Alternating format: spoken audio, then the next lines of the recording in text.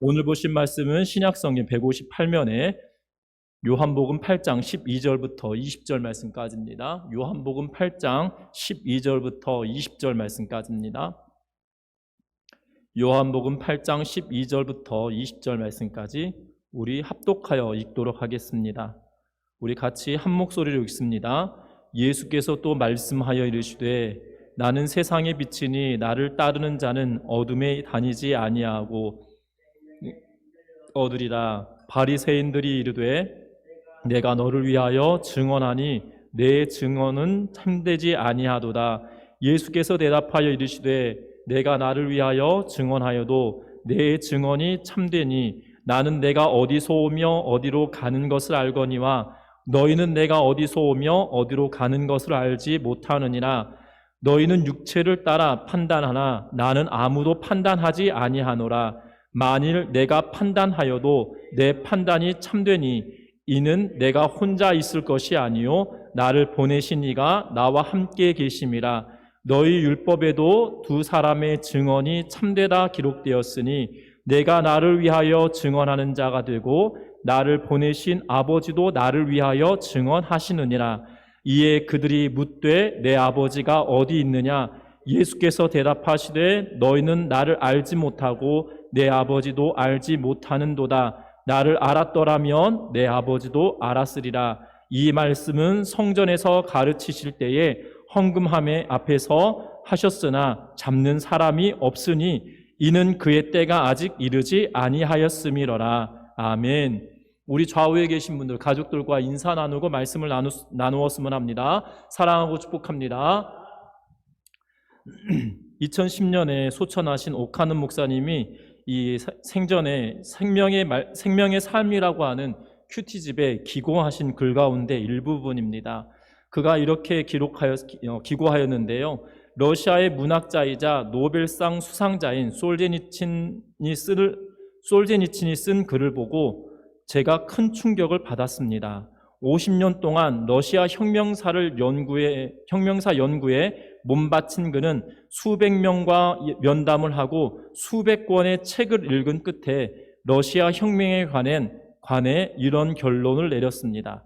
만약 6천만 러시아인의 생명을 삼킨 무서운 혁명이 왜 일어났는지 내게 설명해 보라고 한다면 나는 사람들이 하나님을 잊어버렸기 때문이라고 말하는 것 외에 다른 답변은 할 수 없다. 솔제니치는 사람들이 하나님을 잃어버렸기 때문에 그 끔찍한 혁명이 일어났다고 말합니다. 러시아에 그렇게 교회가 많았었는데 왜 그들이 하나님을 잃어버렸습니까? 예수님을 먼저 믿는 사람들이 마치 하나님이 없는 것처럼 생활했기 때문입니다. 믿는 자가 하나님의 살아계심을 보여주지 못하니 교회 밖에 있는 사람들도 하나님을 잊은 것입니다. 이것은 결코 남의 나라의 이야기만은 아닙니다. 오늘날 한국 교회가 이 사회에 어떤 영향을 미치고 있나요? 믿는 우리가 세상 사람들과 똑같이 물질주의의 노예처럼 아침부터 저녁까지 돈하면 누가 봐도 돈이 하나님으로 보이지 진짜 하나님의 존재를 볼 수가 없습니다. 그러나 믿는 우리가 좀 손해를 보더라도 말씀대로 살고자 애쓰면 주변 사람들이 먼저 알아차립니다. 겉으로는 우리를 괴롭힐지 몰라도 속으로는 저 사람을 보니 하나님이 정말 있는 것 같다 하며 하나님의 존재를 두려워합니다. 우리는 예수님을 믿고 하나님의 구별된 소유, 곧 성도가 되었습니다. 거룩한 존재라는 자의식을 갖고 거룩한 존재답게 살아야 합니다라고 옥하는 목사님이 생명의 삶이라고 하는 큐티집에 기고하신 글을 읽어드렸는데요. 여러분들이 벌써 이 내용이 살아생전이시기 때문에 15년도 더 된 글입니다. 그런데 이 글의 내용을 보면 마치 현대를 지금을 살아가고 있는 그리스도인들에 대하여 일침을 놓고 있는 것처럼 보여집니다. 우리가 그리스도인이고 또한 교회 공동체다라면 우리의 목적과 이유, 우리의 자의식을 잊어서는 되지 않는다는 겁니다. 우리가 하나님을 섬기는 것이지 세상을 섬기고 세상의 가치를 섬기는 자들이 아니다라는 사실입니다. 교회는 하나님을 섬기고 하나님의 말씀을 이 땅 가운데 실현하는 것이 우리의 성도된 본분이라는 것을 잊지 않는 그러한 삶을 살아가는 우리 전미중앙교회 성도님들 되시기를 주의 이름으로 부탁드립니다. 왜냐하면 오늘 성경 말씀에 보면 예수님은 빛 되신 분이시다라고 이야기하고 있기 때문입니다. 특별히 우리가 읽었던 12절 말씀에 이렇게 말씀하십니다. 예수께서 또 말씀하여 이르시되 나는 세상의 빛이니 나를 따르는 자는 어둠에 다니지 아니하고 생명의 빛을 얻으리라 라고 말씀하시면서 예수님은 세상의 빛이다, 나는 세상의 빛이다 라고 이야기하고 나를 따르는 자는 어둠에 다니지 아니하고 빛 가운데 생명의 빛을 얻는다 라고 이야기합니다. 저와 여러분들, 우리는 예수 믿는 사람들, 그래서 그리스도인이다라고 말합니다. 그래서 생명 대신 빛 대신 예수 그리스도를 믿고 살아가기에 그의 계명을 따라 순종하고 살아가면 이 땅 가운데 빛이요 소금의 역할을 감당하는 것이 그리스도인의 삶입니다. 그러나 현대를 살아가는 그리스도인들은 빛이 아니요 소금도 아닌 그러한 상태에 놓여져 있는 것은 아닌지 우리의 자신을 다시 한번 돌이켜보는 그러한 시간들 되시기를 주의 이름으로 부탁합니다. 특별히 오늘 말씀을 통하여서 빛 대신 예수 그리스도를 다시 한번 생각해보고 그 빛 대신 예수 그리스도를 쫓아 살아가는 우리 성도님들 되셨으면 하고, 또한 오늘 본문의 내용을 보면 바리새인들은 예수님에 대하여 부정적으로 끊임없이 논쟁을 일삼고 있는데 그것에 대하여 예수님은 내가 왜 빛인지, 왜 주께로부터 왔는지 그것을 증거하시고 증언하시면서 이 오늘의 말씀을 하고 계시는데, 그 증거된 것들이 무엇인지 다시 한번 살펴보면서 예수님은 빛 대신 예수 그리스도시기에 그분이 그것을 증거하셨다라면 그 길을 따라가는 우리들도 그것이 증거된 삶을 살아갈 수 있는 우리 모두가 되는 바람으로 오늘 말씀을 나누려고 합니다. 그래서 오늘 말씀의 제목은 생명의 빛 대신 예수, 생명의 빛 대신 주라는 말씀으로 말씀을 나누려고 합니다. 먼저 우리 다시 한번 12절 말씀 같이 한번 읽어보겠습니다. 같이 읽습니다. 예수께서 또 말씀하여 이르시되 나는 세상의 빛이니 나를 따르는 자는 어둠에 다니지 아니하고 생명의 빛을 얻으리라. 아멘. 오늘 말씀에 보면 이렇게 말합니다. 나는 세상의 빛이니 나를 따르는 자는 어둠을 다니지 아니하고 생명의 빛을 얻으리라 라고 이야기합니다. 참으로 안타깝습니다. 지금의 뉴스를 보면 어둠과 절망과 죽음의 소식이 쏟아집니다. 최근 들어 코로나와 태풍으로 인하여서 어둠과 절망과 죽음의 소식이 더 쏟아지는 것 같습니다. 예수님 당시도 마찬가지였습니다. 이스라엘 백성들은 거대한 로마의 통치를 받고 있었으며, 그리고 로마의 군사들에 의하여서 그들이 통치를 받고 있었던 그러한 때를 살았습니다. 뿐만 아닙니다. 예수님은 어둠 속에 있는 사람들에게 나는 세상의 빛이다 라고 말씀하시면서 희망의 메시지를 주십니다.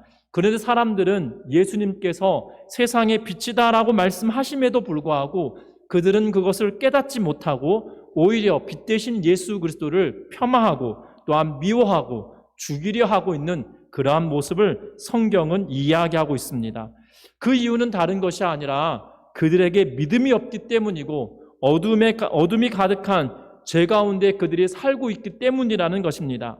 창세기의 말씀을 보면 아담과 하와가 선악과를 먹음으로 말미암아 모든 인류에게 죄가 지워지고 원죄를 가지고 태어나고 살아가게 되어집니다. 혹여 여러분들 가운데 원죄가 나는 없다, 아담과 하와가 나하고 무슨 상관이다 라고 말한다라면 원죄의 결과인 육체의 죽음과 영혼의 죽음이 우리에게는 있지 않을 겁니다. 그런데 모든 사람들, 지금까지 나고 자란 사람들 가운데 이 성경의 기록을 통하여서 보면 죽지 않고 들리움을 받은 자가 딱 2명입니다. 우리가 잘 알고 있는 것처럼 성경은 에녹과 엘리야만이 죽음을 보지 않고 하나님께로 갔다라고 이야기합니다. 하나님 대신 예수 그리스도, 인간의 몸을 입고 이 땅에 오신 그분도 우리의 죄를 위하여 십자가에 죽으셨습니다. 그는 죄 없으신 분이시고 원죄를 가지고 있지 않으신 분이심에도 불구하고 그분은 우리의 죄를 위하여 십자가에 죽으시고 고난을 당하셨다라고 성경은 이야기합니다. 그럼에도 불구하고 모든 사람들은 이 죄의 영향력 아래 있게 된다는 것입니다. 죄로 말미암아 어두움 가운데 살아왔고 그 어두움 가운데 살아왔던 것으로 말미암아 빛을 보지 않으려 하고 빛을 멀리 하려고 하는 그러한 경향이 우리에게 나타나기 시작했다는 것이지요. 제 가운데 살아왔던 이들은 빛 대신 예수님을 거부하였고 심지어 죽이려고까지 합니다. 바라보지 않으려고 합니다. 분명한 것은 죄는 우리의 마음에 미움을 가져오고 죄는 우리의 마음에 불평과 원망과 탄식을 가져오게 된다는 겁니다. 죄는 우리의 마음의 눈을 멀게 만들 뿐만 아니라 우리의 눈을 가리워서 빛 대신 예수를 온전히 보지 못하게도 만듭니다.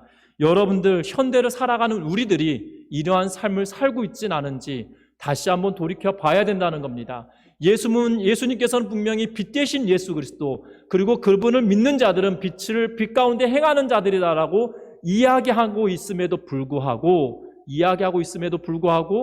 빛을 보지 아니하고 빛을 외면하고 죄악된 길을 걸어가고 하나님의 말씀과 상관없는 삶을 살고 있는 그리스도인들은 있지 아니한지, 내가 그 자리에 서 있지는 않은지 다시 한번 돌이켜 봐야 한다는 겁니다. 오늘 빛 대신 예수 그리스도를 마음에 모시면 내 마음의 모든 어둠은 물러가고 빛의 자녀로 살아가게 된다라고 말합니다. 그래서 읽었던 12절에 보면 나를 따르는 자는 어둠에 다니지 않고 생명의 빛을 얻는다라고 이야기하면서 예수 그리스도를 바라보고 따라가는 사람들은 당연하게 어둠이 물러가고 빛 가운데로 행한다라고 말합니다. 여러분들 놀랍지 않습니까? 빛이 강할까요? 어둠이 강할까요? 여러분들 빛이 강하다는 겁니다. 여러분들 어두운 밤에 불을 켜면 그 주변이 환하게 밝아지고 그 어둠은 물러가는 것처럼 여러분들 잘 아셔야 되는 것은 어둠은 빛의 부재이지 빛이 없어서 빛이 강하기 때문에 그 어둠을 물리친다는 사실들을 기억하는 성도님들 되시기를 주의 이름으로 부탁드립니다.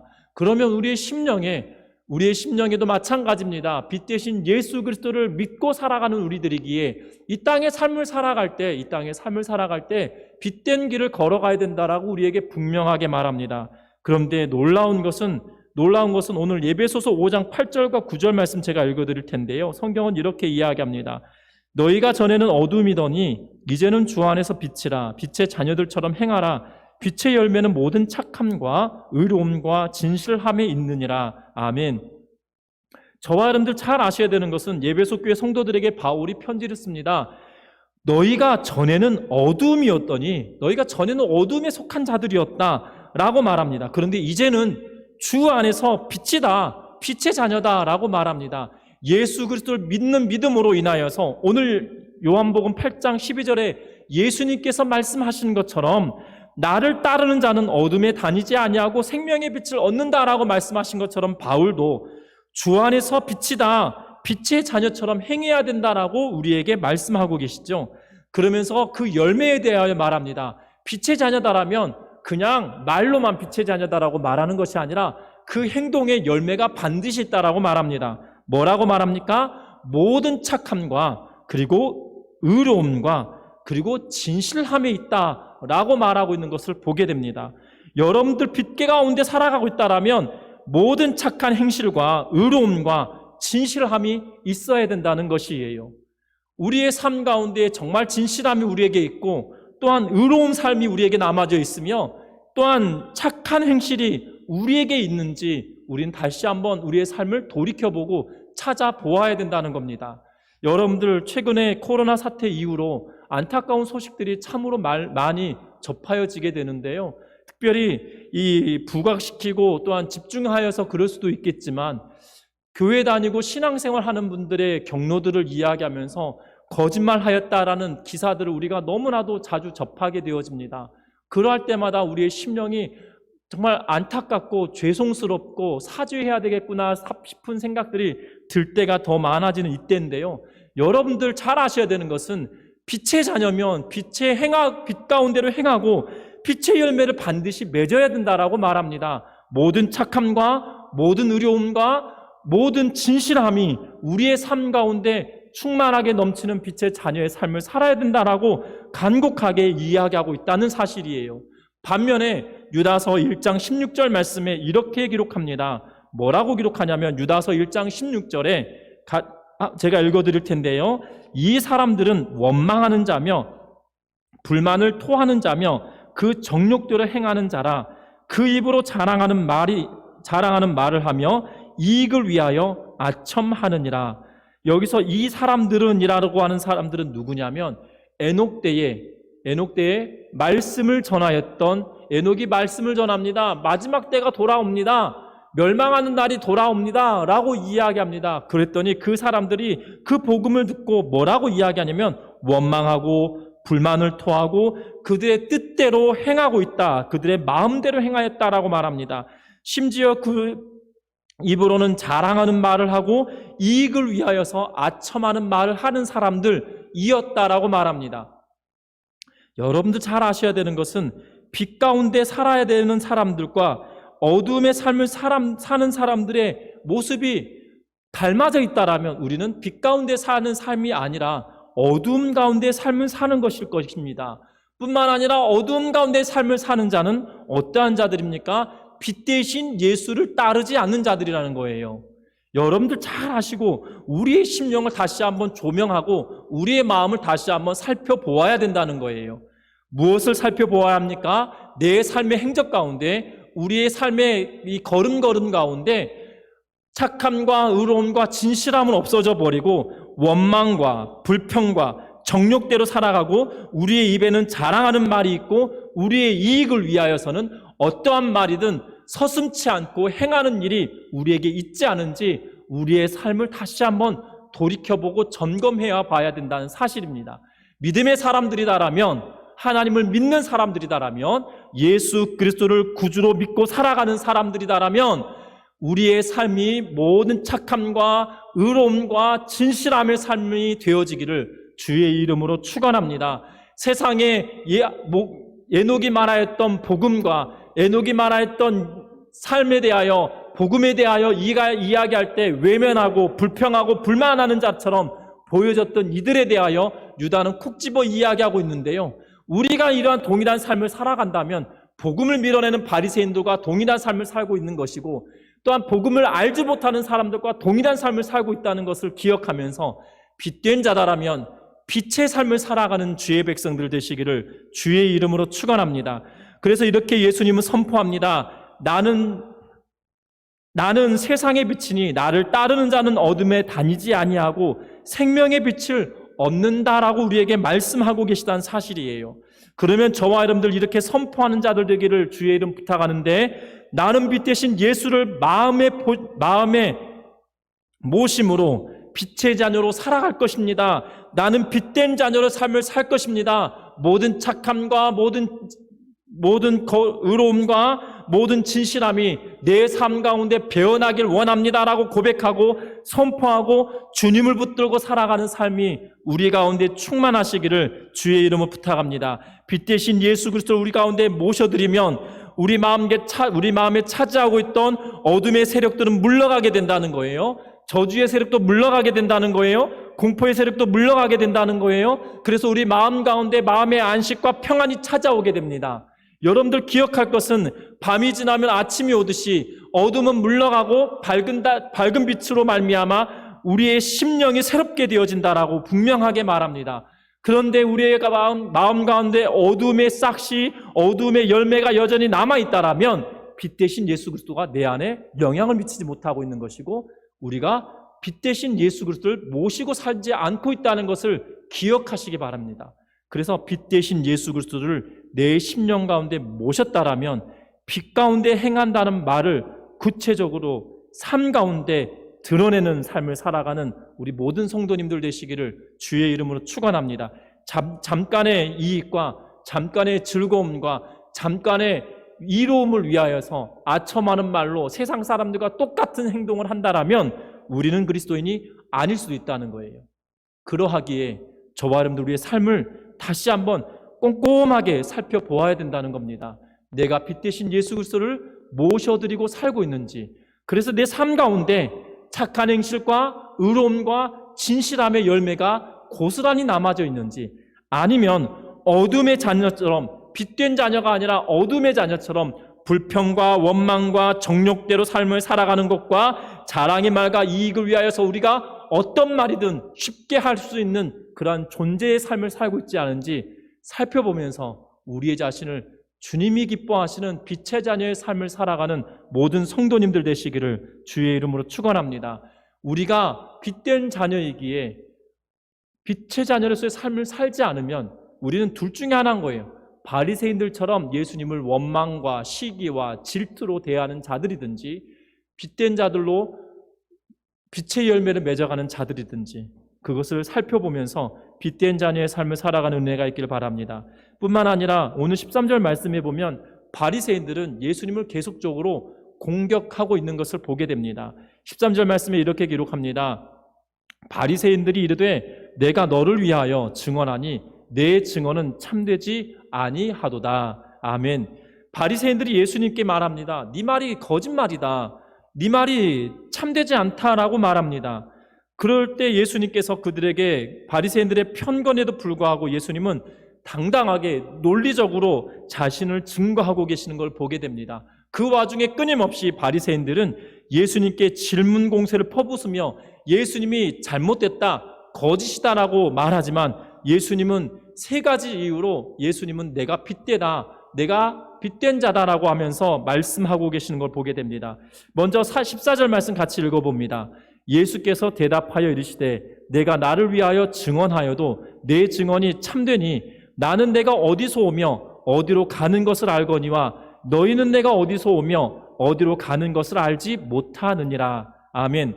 예수님은 이렇게 말씀하십니다. 바리새인들에게 그들이 알아듣지도 못하는 말씀을 하십니다. 무슨 말이냐면 내가 어디서 온지 너희는 모른다. 내가 또한 어디로 갈지 너희는 또 모른다 라고 말씀하십니다. 예수님은 하나님이십니다. 진리의 말씀을 우리에게 주신 분이십니다. 하지만 사람들은 예수님의 말씀을 깨닫지 못하였습니다. 그리고 이어서 예수님은 말씀하십니다. 예수님께서는 분명하게 말씀하십니다. 내가 어디서 왔는지 나는 안다. 그런데 너희는 모른다. 내가 어디로 갈지 나는 알지만 너희는 모른다라고 말합니다.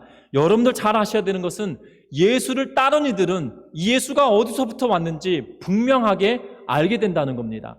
요한은 이렇게 기록합니다. 요한복음 1장 1절부터 5절 말씀의 내용을 보면 그 가운데 이렇게 말씀합니다. 뭐라고 말씀하시냐면 태초에 말씀이 계시니라. 이 말씀이 하나님과 함께 계셨으니 이 말씀은 곧 하나님이시라. 그가 태초에 하나님과 함께 계셨고 만물이 그로 말미암아 지은 바 되었나니 지은 것이 하나도 그가 없이 된 것이 없느니라. 그 안에 생명이 있었으니 이 생명은 사람들의 빛이라. 빛이 어두움에 빛이 돼 어둠이 깨닫지 못하더라. 아멘. 요한은 분명하게 말합니다. 예수가 누구신지 말합니다. 예수님은 곧 하나님이시다라고 이야기하고 그분이 만물이 그로 말미암아 지어졌다라고 이야기하면서 그 안에 생명이 있고 그분이 빛이다라고 말하고 있고 그 빛이 우리에게 비추어진다라고 말하고 있는 것을 보게 됩니다. 요한도 압니다. 빛의 자녀의 삶을 살아가는 사람들은 예수님이 어디서 왔는지 어디로 갔는지 그가 누구신지 그가 빛인지 아닌지 명확하게 안다는 것이지요. 그래서 예수님은 증언합니다. 나는 안다. 너희는 모른다. 그런데 잘 아셔야 되는 것은 주를 따르는 자들은 이것을 알고 있다는 거예요. 여러분들 예수님이 하나님이신 것을 믿으시나요? 예수님이 빛 되신 것을 믿어지십니까? 그분이 믿어질 때 우리는 빛 가운데 삶을 사는 것이고 빛 대신 예수 그리스도가 참 주인이심을 우리가 고백하게 되어진다는 것입니다. 여러분들 우리가 기억해야 합니다. 예수님께서 주 되시고 빛 대신 이심을 우리가 믿어지지 않으면 우리는 빛된 주를 따르지 않는 자들이에요. 바리새인들과 똑같은 자들입니다.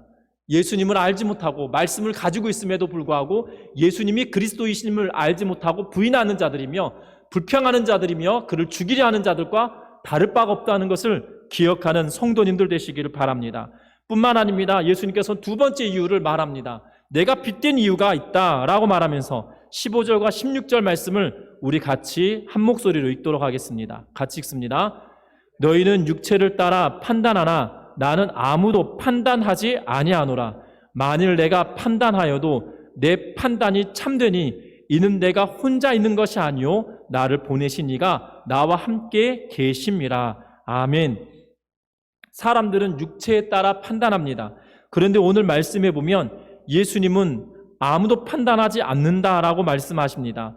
예수님의 증거가 옳음을 깨닫지 못한 사람들은 육체를 따라 판단하게 됩니다. 예수님께서는 하나님과 함께 계시기에 모든 증거가 의로우시고 그의 말씀은 의롭습니다. 뿐만 아니라 예수님은 판단하실 수 있는 분이십니다. 그래서 16절 말씀에 내가 판단하여도 내 판단이 참되다라고 말합니다. 왜냐하면 그 이유에 대하여 말합니다. 내가 혼자 판단하는 것이 아니라 나를 보내신 이와 나를 보내신 이가 나와 함께 하시기 때문에 내 판단한 것이 맞다라고 말합니다. 그럼에도 불구하고 예수님은 판단하지 않는다라고 15절 말씀에 이야기합니다. 우리가 지난주에 보았던 말씀이 7장 53절부터 8장 11절 말씀까지였는데요. 여기서 여러분들 우리가 기억할 것은 음행하는 현장에서 잡혀왔던 여인에 대하여 이를 어떻게 할까요? 라고 바리새인들과 서기관들이 예수님께 물었습니다. 예수님을 곤경에 빠뜨리기 위하여 하였던 질문인데요. 예수님은 바닥에 앉으셔서 글을 쓰시다가 그들에게 말합니다. 죄 없는 자가 먼저 돌로 쳐라 라고 이야기하시고 다시금 손가락으로 땅에 무언가를 쓰셨습니다. 이 말씀을 듣고 양심의 가책을 느꼈던 사람들이 하나둘씩 떠나가게 되어졌다라고 이야기하고 예수님과 여인만 남게 되었다라고 성경은 이야기합니다. 그러면서 예수님께서 그 여인에게 이렇게 말씀하셨습니다. 10절에 여자여 너를 고발하던 그들이 어디 있느냐 너를 정죄할 자가 없느니라 대답하되 주여 없나이다. 예수께서 이르시되 나도 너를 정죄하지 아니하노니 가서 다시는 죄를 범하지 말라라고 말씀하십니다. 여러분들 예수님께서도 이 여인을 판단하지 않으셨습니다. 왜 판단하지 않으셨을까요? 이 여인은 죄인입니다. 그럼에도 불구하고 예수님께서는 사랑 많으신 하나님이시기에 판단의 마지막 때에 판단하시겠지만 이 여인이 돌이키고 돌아서기를 바라면서 다시금 죄를 범하지 말라라고 하시면서 예수님께서는 그 여인을 정죄하지 않으시고 그 여인이 돌이키기를 바라며 말씀하셨다는 사실입니다. 예수님께서는 판단하지 않으시는 이유는 판단의 근거가 없거나 명확하지 않거나 예수님께서는 판단할 수 있는 자격이 없어서가 아니라 우리가 돌이키고 하나님께로 나아오기를 바라는 마음으로 판단하시는 자이시기에 판단하지 않는다라고 이야기하면서 예수님께로 돌이키기를 바라는 마음으로 우리에게 말씀하고 계시다는 사실입니다. 우리는 어떠합니까? 죄의 길을 걸어가고 있으면서도 돌이키지 아니하고 끊임없이 여전히 그 자리에 남아있지 않은지 우리의 삶을 다시 한번 곰곰하게 살펴보는 우리 전미중앙교회 성도님들 되시기를 주의 이름을 부탁합니다. 예수님은 판단하시는 분이십니다. 판단의 근거이십니다. 그럼에도 불구하고 우리를 판단하지 않으신 이유가 무엇입니까? 저와 여러분들을 사랑하셔서 다시금 죄의 길을 걷는 것이 아니라 빛된 길을 걸어가기를 바라는 마음으로 우리에게 지금 판단하고 계시지 않는다는 것일 뿐이에요. 유보하고 계시다는 것이에요. 저와 여러분들 죄의 길을 걷는 것이 아니라 빛 대신 길을 걸어가는 빛 대신 주를 따라가는 믿음의 성도님들 되시기를 주의 이름으로 축원합니다. 그러면 세 번째 이유를 계속적으로 말씀하십니다. 바리새인들은 그 증거가 참되지 않다라고 계속적으로 말합니다. 그러자 예수님께서 17절과 18절 말씀에 이야기합니다. 같이 한 목소리로 읽습니다. 너희 율법에도 두 사람의 증언이 참되다 기록되었으니 내가 나를 위하여 증언한 자가 되고 나를 보내신 아버지도 나를 위하여 증언하시느니라. 아멘. 예수님께서 이렇게 말합니다. 모세의 율법에도 신명기 19장 15절과 17장 6절 말씀에 기록되어져 있는데요. 뭐라고 기록되어졌습니까? 두 사람의 증언으로 인하여서 참되다라고 이 법정에서 증거의 역할을 할 수 있다라고 말하고 있는 모세의 율법을 들면서 예수님께서 말합니다. 나도 나를 증언하는 이가 둘이다. 하나는 나고 하나는 나를 보내신 이다. 나를 보내신 아버지가 나의 증언자가 되신다라고 말씀하시면서 예수님께서 말씀하고 계십니다. 그러자 바리새인들은 공격적으로 19절에 말합니다. 그들이 묻되 네 아버지가 어디 있냐? 예수께서 대답하시되 너희는 나를 알지 못하고 내 아버지도 알지 못하는도다. 나를 알았더라면 내 아버지도 알았으리라. 아멘. 여러분들 예수님께 묻습니다. 그럼 네 아버지가 누구냐라고 바리새인들이 말합니다. 그때 예수님께서 말합니다. 너희가 나를 알았다라면 나 보내신 내 아버지도 알았을 것이다. 그런데 너희가 나를 알지 못하기 때문에 나를 보내신 아버지도 알지 못한다. 지금 너희가 나를 의심하고 비판하기 때문에 너희들의 눈에 나의 아버지가 보이지 않는 것이다 라고 예수님은 지금 콕 집어서 이야기하고 있는 것이지요. 인간의 이성의 눈으로는 예수님의 증언을 이해할 수 없습니다. 예수님에 대하여 말할 수도 없습니다. 그를 보내신 이에 대해서도 알 수가 없습니다. 바리새인들은 예수님에게만 그렇지 않았어요. 여러분들, 세례 요한에게 대하여서도 동일한 반응을 그들은 보였습니다. 왜 그랬습니까? 많은 사람들이 세례 요한을 선지자라고 이야기하고 하나님께로부터 왔다라고 이야기하니까 정말 그가 하나님께로 왔냐라고 하면서 그를 시기 질투하였던 것을 바리새인들의 모습을 통하여 우리는 봅니다. 여러분들 잘 아셔야 되는 건요, 믿음의 눈을 가지고 하나님을 알지 못하는 자는 하나님께로 온 세례 요한도 예수님도 정확하게 알 수 없다는 거예요. 여러분들 기억하는 은혜가 있길 바랍니다. 예수님을 만난 사람들은 예수님이 누구신지 명확하게 알고 그를 보내신 하나님도 누구신지 반드시 알게 되어진다는 거예요. 그분을 보내신 이에 대하여 확연하게 알게 되어진다는 겁니다. 여러분들, 오늘 말씀을 우리가 읽으면서 예수님을 우리가 깨달아가는 은혜가 있길 바라고 하나님을 바로 아는 은혜가 있기를 주의 이름으로 부탁합니다. 여러분들, 네 아버지가 어디 있느냐라고 바리새인들이 묻습니다. 하나님을 알지 못하고 예수님도 이해하지 못하는 것이지요. 우리는 이러한 삶을 사는 것이 아니라 하나님을 나의 주 나의 아버지로, 주는 그리스도시요 살아계신 하나님의 아들이십니다라고 고백하였던 베드로의 고백이 우리의 신앙의 고백으로 자리 잡을 뿐만 아니라 이 고백이 우리의 삶으로 드러나는 은혜가 있기를 주의 이름으로 부탁드립니다. 말씀을 맺으려고 합니다. 오늘 20절 말씀 다 같이 한번 읽어보는데요, 이 말씀은 성전에서 가르치실 때에 헌금함 앞에서 하셨으나 잡는 사람이 없으니 이는 그의 때가 아직 이르지 아니하였습니다. 오늘 이 말씀 보시면 성전에서 이 말씀을 증언하셨고 헌금함 앞에서 말하였다라고 기록합니다. 여러분들, 지금 현재 예루살렘 성전은 헤롯이 지은 성전입니다. 헤롯이 지은 성전은 여인들의 뜰에 헌금함이 13개 정도 있었다라고 이 역사적인 기록들은 이야기하고 있는 걸 보게 됩니다. 여인들의 뜰에 있었기 때문에 성전 바깥에 있는 그러한 공간이거든요. 그러하기 때문에 여인들도 출입할 수 있는 공간이어서 많은 사람들이 그곳을 왕래하였던 곳입니다.